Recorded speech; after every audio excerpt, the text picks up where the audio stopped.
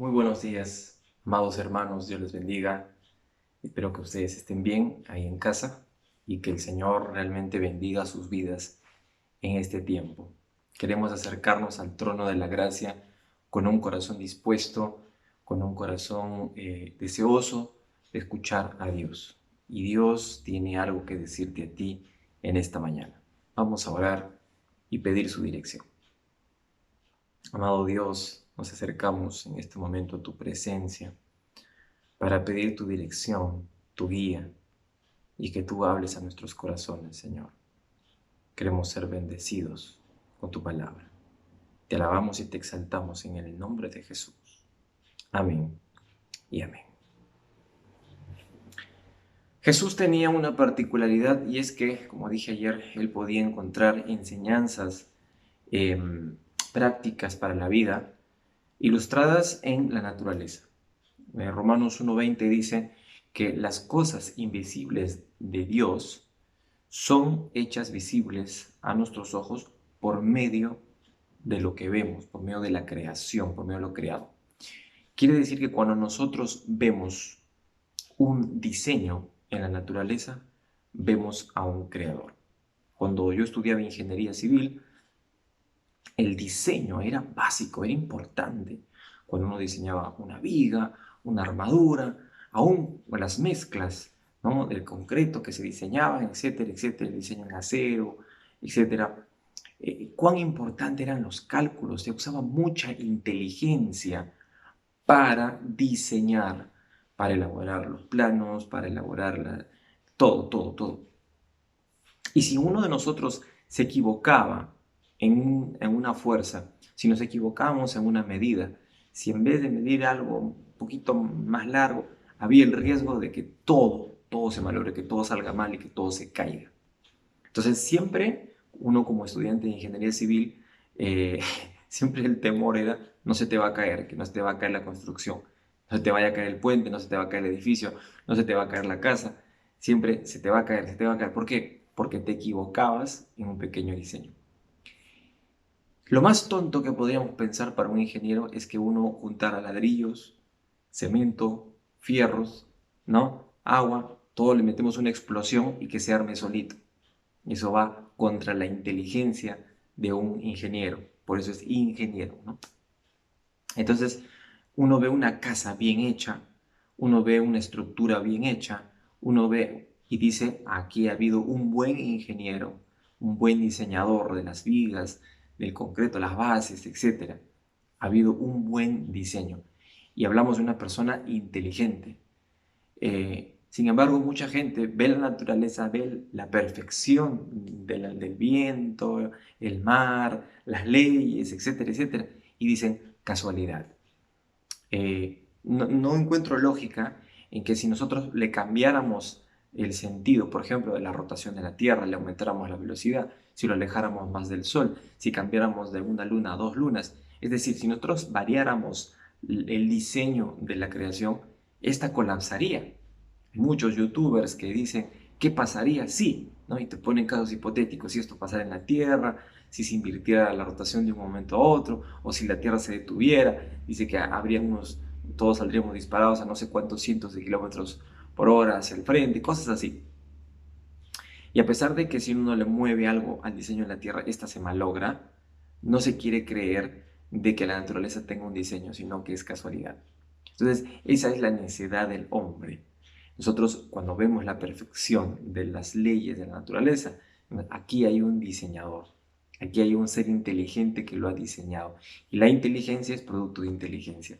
Raro es ver que de la casualidad surge inteligencia. Eso en nuestro diario vivir no lo vemos, sin embargo, si nos quieren hacer creer que eso pasó en el origen. Bueno, el punto es que Dios ha diseñado la naturaleza y en lo que en la creación que Él ha hecho, nosotros podemos verlo a Él. Y muchos de los principios espirituales están reflejados en las leyes de la naturaleza o en la propia creación. En esta parte va a asemejar, dice, el reino de Dios con la parábola del grano de la mostaza, que dice que cuando se siembra en la tierra, es la más pequeña de todas las semillas que hay en la tierra, pero después de sembrado crece y se hace la mayor de todas las hortalizas, y echa grandes ramas de tal manera que las aves del cielo pueden morar bajo su sombra. Lo que aquí el Señor quería enseñar era que el mensaje del reino de Dios comenzaba con algo pequeño, iba a comenzar con algo pequeñito. ¿Cuál era? Un grupo, un grupo de apóstoles, de siervos, un puñadito de personas. Iba a comenzar este mensaje poderoso en un mundo grande, sin Dios, idólatra, en un lugar muy difícil, muy hostil.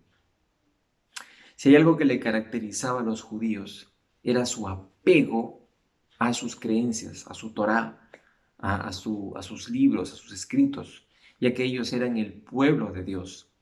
E imagínense que de un pueblo tan cerrado, de un pueblo tan religioso, de un pueblo tan arraigado a lo que Yahvé les dijo, les digan a este pueblo tan cerrado que de ellos va a salir un Salvador, un hombre que ellos mismos habían crucificado por sus propias creencias.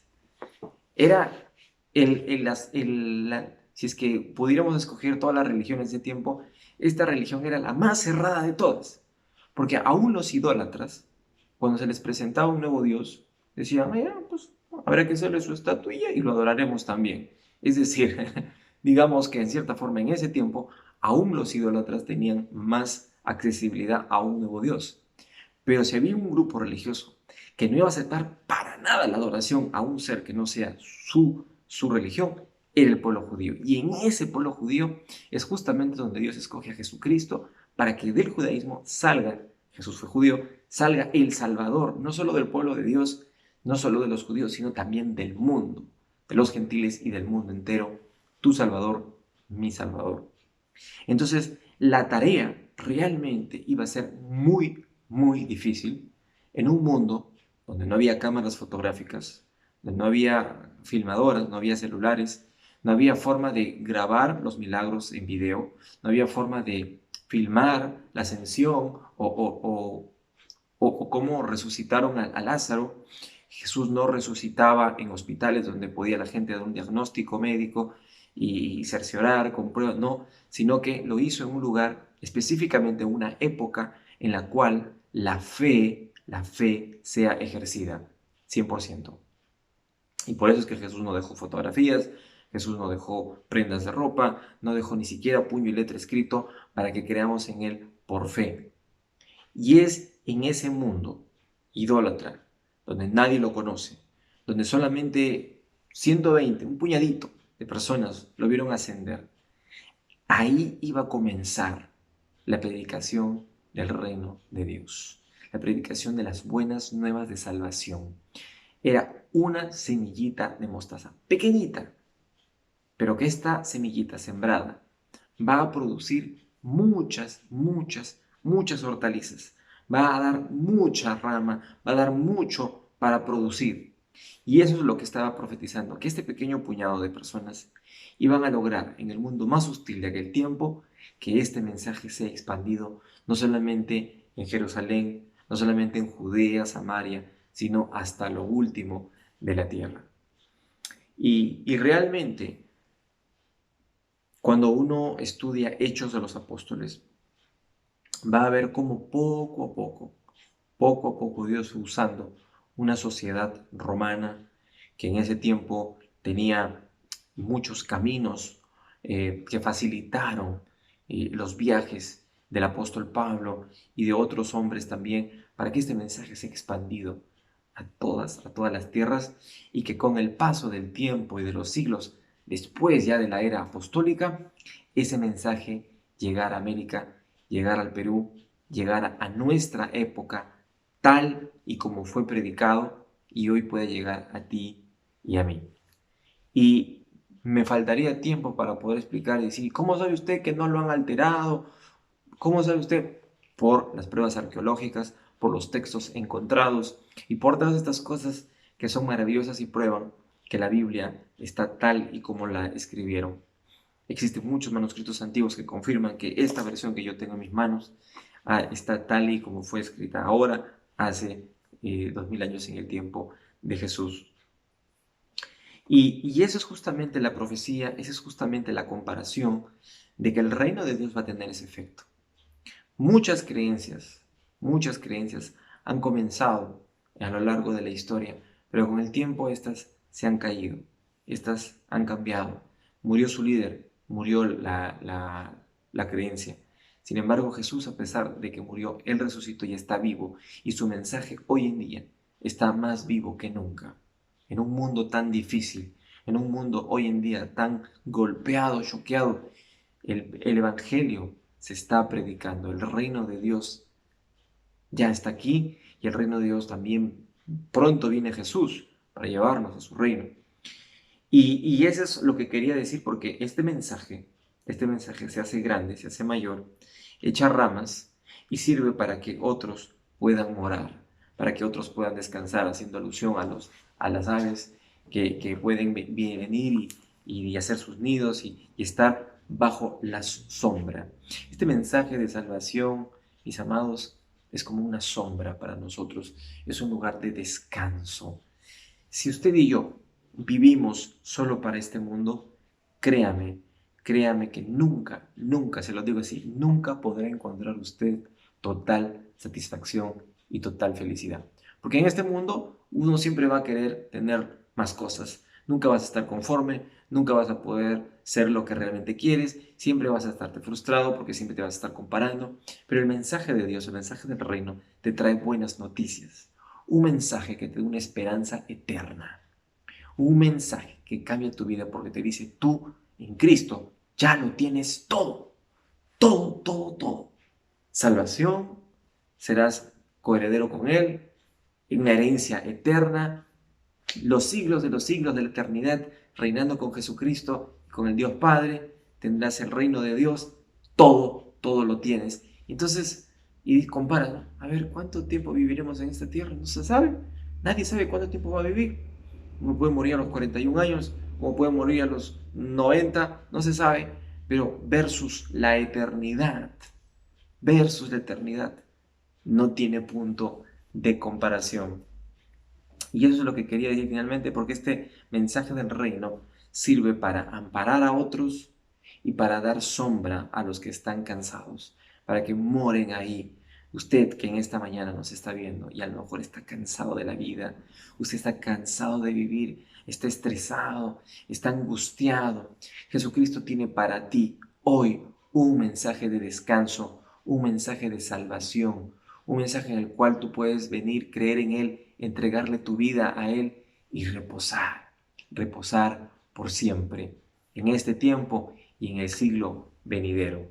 Qué maravilloso que es el mensaje del reino y es un lugar donde uno puede venir a reposar bajo la sombra de las ramas de este mensaje que es como un árbol frondoso. Y este mensaje no solamente quedó ahí con los 120, sino que fue poco a poco expandiéndose y Dios levantó más siervos y hubieron grandes avivamientos a lo largo de la historia, de tal manera que hoy en día casi todos los continentes, los 5 continentes, tienen el Evangelio del Señor predicándose. Es cierto que todavía faltan algunos rincones, es cierto, hay lugares donde todavía el Evangelio de Jesucristo no llega, pero poco a poco este mensaje llegará a todos esos lugares y ahí dice, vendrá el fin. Así que nuestro deseo es invitarle a ustedes que nos ven a ser parte de este mensaje, a ser parte de esta cosecha, ¿no? De ser esos granitos de mostaza pequeños que a veces uno dice, ¿pero qué va a ser esto? ¿Qué insignificante eso? Pero en Dios esto va a producir mucho, mucho, mucho más y va a tener una repercusión histórica. Créalo, esa es la parábola. Y luego dice la Escritura, con muchas parábolas como estas les hablaba la palabra, conforme a lo que podían oír. Y sin parábolas no les hablaba, aunque a sus discípulos en particular les declaraba todo. Y repetir una vez más, cuando el Señor Jesús quiso enseñar la palabra como tal, fue rechazado. Le dijeron, ¿sabes qué, maestrito? A ver, haznos un milagrito, a ver, queremos ver señal en ti, le dijeron. Diviértenos. Y les dijo, no, ya no, se acabó, a partir de ahora les voy a hablar por parábolas. ¿Para qué? Para que ustedes realmente entiendan el misterio del reino. Y cuando realmente quieran entender y estén interesados, ustedes van a quedarse a preguntar, ustedes van a interesarse. Y esto va a sacar a la luz realmente quién es y quién no es del Señor. Quién realmente viene aquí a escuchar la palabra y quién viene solamente acá de curiosear, a hacer obra, a burlarse, etcétera, etcétera. Imagínense el Señor ahí hablando y entonces, ¿qué hablas hoy? ¿No? ¡Ay, cállenlo! ¿Qué está hablando de semillas? ¿Qué? Pero el que realmente tenía un corazón dispuesto se quedaba, escuchaba y luego se acercaba y le decía, Señor, ¿qué quisiste decir con eso? ¿Qué quisiste? Y de esa manera, la gente podía darse cuenta quién era seguidor y quién no era seguidor. Hoy en día mucha gente puede escuchar la palabra. Justo me comentaba una persona hace poco que tiene compañeros, amigos, que dicen, sí, yo creo en Dios, yo creo en Jesús, sí, yo creo que Él es el Salvador, pero aquí nada más. Lo creen mentalmente, pero realmente no lo creen espiritualmente. No han entregado su vida a Él. Creen que es un gran maestro, creen que es un gran profeta, pero no creen realmente que es su Salvador y su Señor, al cual le van a entregar su vida, al cual van a dar su ser, van a vivir para Él en agradecimiento, con quien van a relacionarse, a quien van a amar. No ven eso. Entonces, el mensaje de Dios, la palabra de Dios, cuando llega a la vida de la persona, ahí es donde se ve realmente su corazón. Y dice, no, ya no me hables de eso. ¿Sabes qué? Cámbiame de tema. O sabes, entonces, la palabra saca a la luz el verdadero corazón, la verdadera actitud. Lo mismo hacía el Señor. Hablaba en parábolas y entonces el corazón de la persona se manifestaba. El que decía, qué bonito. Bueno, no entendí, pero me voy a casi igual. Total, ya escuché. El religioso, el que cumplía, ¿no? El que escuchaba y decía, este no sabe nada, no ha dicho nada, ¿qué historias cuenta? El criticón, el que atacaba, ¿no? Y se iba nuevamente. Tres, el orgullo del que, ¿qué? Eso no es así, eso no funciona así. El árbol de mostaza no, es más bien la otra, el árbol que crece solo 1 metro y que no crece grande, eso es una mentira. No crecen grandes, los árboles de mostaza crecen solo 2,5 metros. Ya, el analítico orgulloso que analiza el mensaje y dice, no, esto no es así, no creo, y se va nuevamente. El mensaje de la parábola sacaba a la luz el corazón. El que simplemente estaba ahí, vio y dijo, sí, no entendí nada. Bueno, no importa, me voy a mi casa. ¿Y qué habló Jesús? No sé, estuvo hablando de unas cosas, pero no entendí. El desinteresado. Y así, cada una de las actitudes de las personas, había multitudes, pero cada persona tenía su reacción ante una parábola. Y realmente el que estaba interesado decía, no, yo sé que acá hay algo más. No, yo sé que eso tiene algo. No, yo me voy a quedar hasta el final. Y eran justamente los discípulos los que se acercaban a él y le decían, Señor, ¿qué has querido decir con esto? Explícanos, Señor. Y entonces Jesús dice, a ellos, a sus discípulos en particular, sí les declaraba todo. Entonces, al que tenía la disposición de escuchar, a eso sí se sentaba y les explicaba. Por eso, ¿saben qué, mis amados? Cuando una persona viene a mí y me dice, pastor, a ver, ¿cómo es eso de que, no, a ver? No. ¿Sabes qué? Yo no me voy a sentar a hablar con alguien que tiene esa actitud. No. O sea, si tú quieres que yo te explique Biblia, vamos a hacerlo de corazón, con sinceridad. Vas a escucharme, y te voy a escuchar, y tú me escuchas a mí después. Pero yo no voy a entrar a debatir, yo no voy a entrar a que te burles de mí. Y si yo empiezo a hablar y me interrumpes y me cambias el tema con otra cosa o con un ataque, entonces no estás escuchando, no quieres escuchar en realidad, lo único que quieres es debatir o expresar tus complejos o tus diferencias con el mensaje de Dios, y que por cierto muchas veces no es el mensaje de Dios, sino el mal testimonio de otros cristianos, y sabes que yo no le voy a entrar a eso. Y por eso el Señor Jesús, para evitarse problemas, hizo lo que hizo. Pues, qué sabio el Señor, ¿no? Que el Señor se las sabía todas.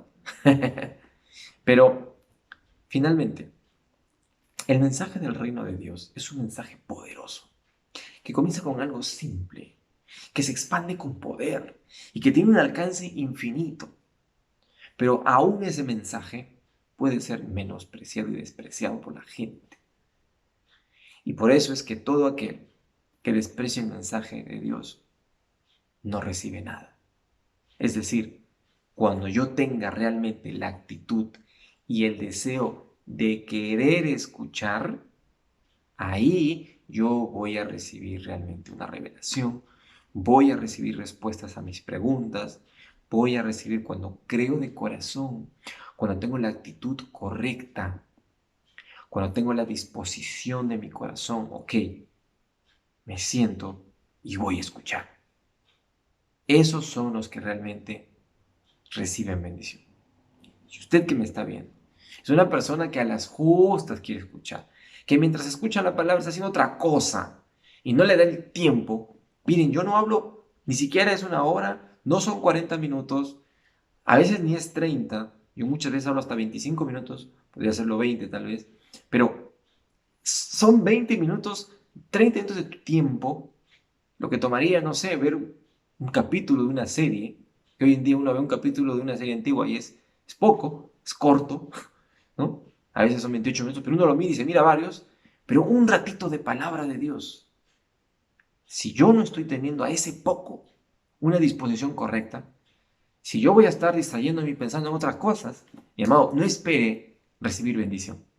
No espere entonces que Dios le hable, porque en el fondo usted no está creyendo el mensaje del reino. Pero si usted cree de corazón, Dios le va a revelar y usted va a recibir más. Así como los discípulos del Señor Jesús, se les declarará todo. Mis amados, el mensaje del reino tiene poder y ese mensaje tiene que ser proclamado y va a seguir siendo proclamado. Va a ser como un árbol frondoso. Va a comenzar como algo pequeño. Usted y yo, predicando. Parece simple, parece insignificante. ¿Qué voy a lograr? Pero tú no sabes el alcance que Dios tiene, el obrar que Dios tiene. Termino con esto. Cuando, cuando le dijeron a Pedro, Pedro, te presento al maestro, nunca se imaginaron que realmente sería Pedro uno de los más grandes líderes del Señor. Y a lo mejor, usted que me está viendo, tiene en casa o en su trabajo o al costado, no sé, un compañero que es realmente alguien que va a ser una persona grande en Dios, pero como ahorita no lo ves y tú no ves los ojos de Dios, no te lo imaginas. Pero a lo mejor si tú le predicas el Evangelio, esta persona, perdón, esta persona va a ser un gran siervo o sierva de Dios. Pero tú y yo no lo sabemos. ¿Qué nos queda hacer entonces? Sembrar la semilla, sembrar la palabra, sembrar y dejar que el poder de Dios obre como el árbol de mostaza, frondoso, y que sea de bendición a muchos, que sea de descanso a muchos, que dé sombra a muchos. Y eso es lo que el Señor quiere hacer. Todos aquellos nosotros que pongamos esa disposición para escuchar ese mensaje, nos va a revelar mucho más. ¿Quiere usted que Dios le revele más mensajes? ¿Quiere usted que Dios te hable más? ¿Quieres conocer más a Dios? ¿Sí? ¿Deseas hacerlo? Entonces vamos a pedírselo al Señor, pero vamos a cambiar la actitud de nuestro corazón y tener un corazón dispuesto a partir de ahora prestar más atención al mensaje del Señor. El que tenga oídos para oír, oiga el mensaje de Dios. Cierra tus ojos. Vamos a hablar. Oh Dios, en esta mañana te damos gracias por tu palabra.